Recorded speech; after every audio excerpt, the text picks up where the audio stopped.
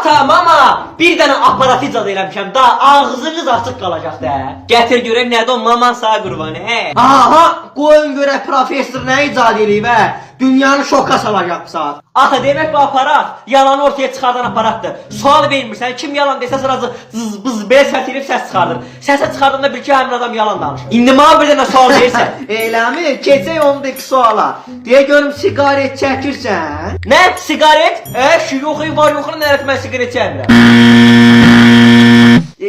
Olur da arada birinin ikisini çəkirəm. Bax o nə sualdır ona verirsən. Utanır da atarsan.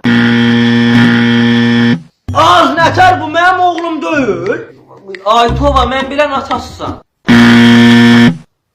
Ədi yaxşı qonşumuz bu qardan doğmuşam mən o uşaq. Həm poxud otura apararsan, mənim evimi dağıtmağa gəlmişsən sən. Üstümə nə çıxırsan, nə çaqqar? Sən mənim atam deyilsən. Ay o məni kimə doğmusan, kimə